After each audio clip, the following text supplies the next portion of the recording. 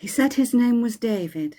Well, I've changed his name to protect the not-so-innocent.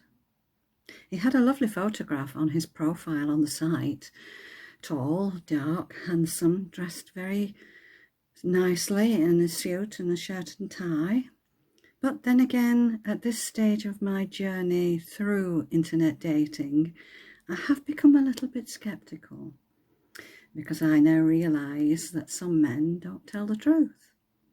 They tell a lie about their hairline, their weight, and they sometimes post pictures that are 10 or 15 years out of date. So, like I say, a little bit of scepticism was creeping in.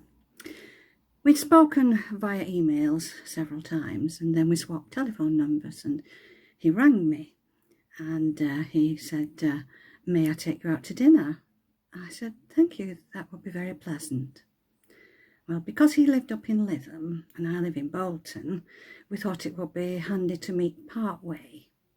So he suggested we go to Park Hall, that has a very upmarket restaurant. I thought, oh yes, that's more than acceptable. It sounds lovely, yes. So come the day, I dressed quite smartly. Black stilettos, not too high, matching handbag, a smart suit, skirt, not too short, and a pretty blouse. I got to the appointed time, about 5 minutes beforehand, and there he was standing at the top of these steps, waiting for me, and he looked just like his photograph. I thought, oh, what a lovely surprise.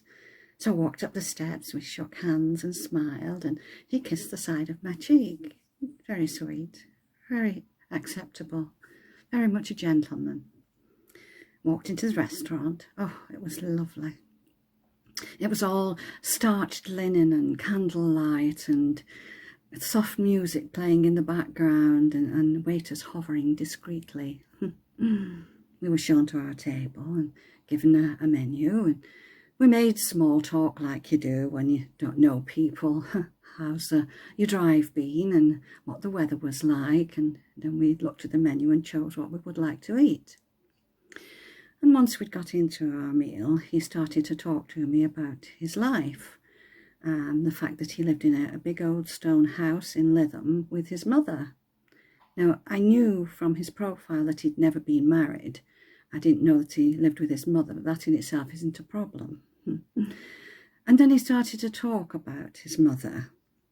Mother likes things this way. Mother likes things that way. Mother likes to know what I'm doing. And I thought it was mother, mother, mother all night. And I thought, oh, perhaps this is one of the reasons why he's never been married. He's something of a mother's boy. But the other thing that cropped up was the fact that he never once asked me about my life, who was in my life, the pastimes that I enjoyed, nothing. He was only interested in himself and his mother. But I plastered a smile on my face and put my best acting head on, and we managed to get through to the end of the meal. When the bill came, it was quite expensive. Bearing in mind this is a number of years since, it was £50. So I handed him my 25, thinking, well, perhaps seeing as he invited me out, he would decline to accept. But no, he accepted my £25. Okay, fine. So I left him to go to reception to pay the bill while I gathered my things together and put my jacket on. And then I walked across to reception, and in his hand he had one of these diners cards. And the lady at reception was just marking his card. And I thought, I've had these cards before. It's buy one, get one free, 50% off. So it appeared that not only was he a mother's boy, he was mean as well, because I had paid the whole bill. Needless to say, I didn't see him ever again.